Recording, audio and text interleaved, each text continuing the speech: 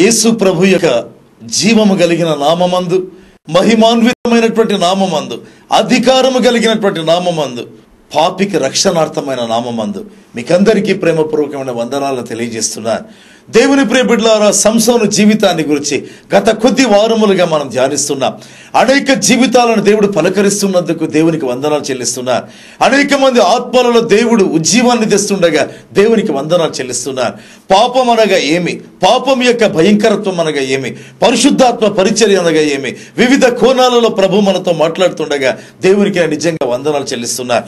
ఈ దినపు సందేశముగా న్యాయాధిపతుల గ్రంథం 16వ అధ్యాయం 19వ వచనాన్ని మీ దగ్గర ఉంచాలని కోరుతున్నాను. ఆమె అనగా దెలీలా తన తొడ మీద అతని నిద్రపుచ్చి ఒక మనుష్యుని పిలిపించి వాని చేత అతని తల మీది 7 జడలను క్షౌరము చేయించి అతని బాధించుటకు మొదలుపెట్టాను. అప్పుడు అతనిలో నుండి బలము తొలగిపోయాను. దేవుని గ్రంథాన్ని బట్టి దేవునికి వందనాలు చెల్లిద్దాం. ప్రియ దేవుని బిడ్డలారా, వాక్యంలో గమనిస్తే సంసోను బలమైనటువంటి అభిషేకం పొందినటువంటి వ్యక్తి. దేవుని వాక్యంలో చూసినట్లయితే ఈ విధంగా బలమైనటువంటి అభిషేకం పొందిన వారిని కొందరిని మనం చూడగలం. వాక్యంలో గమనిస్తే సౌలు అంటే దావీదుకు ముందుండేటువంటి రాజు మీదికి కూడా పరిశుద్ధాత్మ బలముగా వచ్చినట్లుగా వ్రాయబడింది. ఆ పిదప వచ్చిన దావీదు మీదికి కూడా పరిశుద్ధాత్మ దేవుడు బలముగా వచ్చినట్లుగా వ్రాయబడింది. ఈ భాగ్యంలో మనం గమనించినట్లయితే ఆ విధంగా బలముగా అభిషేకించబడి బలముగా వాడబడిన వాళ్ళలో సంసోను ఒక్కడండి. అయితే ఇక బలమైన పరిశుద్ధాత్మ పరిచయలో సాతాను బలంగా ప్రవేశించడం ప్రారంభించాడు. అతనికి తెలియకయే అతని జీవితంలో నైతిక పతనం అనేటువంటిది ప్రారంభమైంది. అతని జీవితంలో నైతిక పతనం జరుగుతున్నప్పటికీ అతనిలో కొనసాగుతున్నటువంటి బలాన్ని బట్టి తాను నైతికంగా పడిపోవటం లేదు అనుకున్నాడు.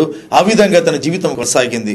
ఒకానొక దినం దెలీలా అనబడేటువంటి వ్యభిచారపు స్త్రీకి తన యొక్క జీవిత రహస్యాన్ని, అంతేకాదు తన యొక్క పరిశుద్ధాత్మ ద్వారా కలిగినటువంటి బలం యొక్క రహస్యాన్ని సంపూర్తిగా వివరించాడు. ప్రియ దేవుని బిడ్డలారా, వాక్యంలో గమనిస్తే దెలీలా తన పని ప్రారంభించింది. ఈ న్యాయాధిపతుల గ్రంథం 16వ అధ్యాయం 19వ వచనం గమనిస్తే దెలీలా సంసోనును తన తొడ మీద నిద్రపుచ్చినట్లుగా దేవుని వాక్యంలో మనం చూస్తుంటున్నాం. ప్రియమైన వారులారా, ఒకవేళ దెలీలా సంసోనును తన తొడ మీద పరుండబెట్టుకుంటుండగా సంసోను అనుకోవచ్చు, ఈ విధంగా ఒకప్పుడు నా చిన్నతనంలో నా తల్లి చేసింది కదా, ఈనాడు ఒక దెలీలా అనేటువంటి స్త్రీ ఎంత ప్రేమ కలిగినటువంటి స్త్రీ, ఇదిగో నా తల్లిలాగానే ఈ యొక్క స్త్రీ ప్రవర్తిస్తుంది అనుకొని నిజమైనటువంటి ప్రేమ ఏది, కృత్రిమమైన ప్రేమ ఏది గుర్తించలేకపోయిండవచ్చు. తన యొక్క బాల్యములో ఉండేటువంటి యొక్క తల్లి ప్రేమ నిజమైన ప్రేమ, అది సహజమైనటువంటి ప్రేమ, దేవుడు పుట్టించినటువంటి ప్రేమ, దైవికంగా కలిగినటువంటి ప్రేమ ఇప్పుడు కూడా అదే విధంగా కనిపిస్తుంది. అయితే అది నిజమైన ప్రేమ కాదు, అది నటనా ప్రేమ. అది నిజమైనటువంటి ప్రేమ కాదు, కీడు కలిగించేటువంటి ప్రేమ. ప్రేమైనటువంటి వాళ్ళ సంసోను ఆ సంగతి గుర్తించలేక ఆమె నిద్రపుచ్చుతుండగా నిద్రపోయినట్లుగా దేవుని వాక్యంలో గమనిస్తాం. అనేక సందర్భాల్లో పాపము సుఖమును అందిస్తుందండి, పాపము సౌకర్యమును అందించడం ప్రారంభిస్తుంది.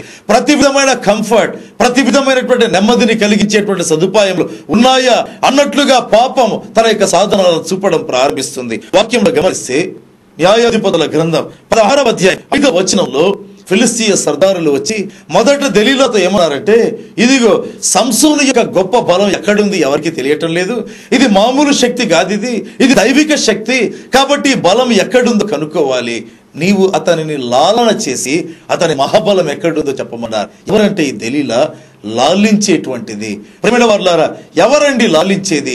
మళ్ళీ తల్లి లాలించడం ప్రారంభిస్తుంది, తన చిన్నపిల్లలను లాలించడం ప్రారంభిస్తుంది. ప్రియ దేవుని బిడ్డలారా, తల్లి స్థలంలోనికి దెలీలా వస్తుందా?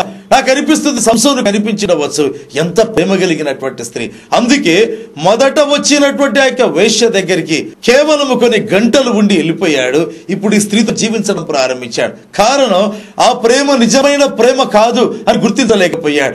ఒకవైపు పరిశుద్ధాత్మ దేవుడు సంసోను మీద పనిచేస్తుంటున్నాడు, ఒకవైపు పరిశుద్ధాత్మ ప్రేరేపణలు ఫిలిస్తీయుల మీద యుద్ధానికి పోతుంటున్నాడు, మరొక ప్రక్క సాతాను ప్రేరేపణ, సాతాను అందించేటువంటి చూపులు, అవగాహన అతని జీవితంలో పనిచేస్తున్నాయి. ప్రియ దేవుని బిడ్డలారా, ఎన్ని సందర్భాలలో ఒక దేవుని బిడ్డ జీవితంలో ఒకవైపు పరిశుద్ధాత్మ, మరి యొక్క ప్రక్క సాతాను యొక్క శక్తి పనిచేస్తుంటాయి. అనేక సందర్భాల్లో తమ మీద పనిచేసే సాతాను శక్తిని గుర్తించలేక కేవలం వాడబడుతున్నారు అనేటువంటిది మాత్రమే చూసుకుంటూ సమస్య ఏమీ లేదు, పతనం అంటూ ఏది లేదు అనుకునేటువంటి వారు ఎందరో.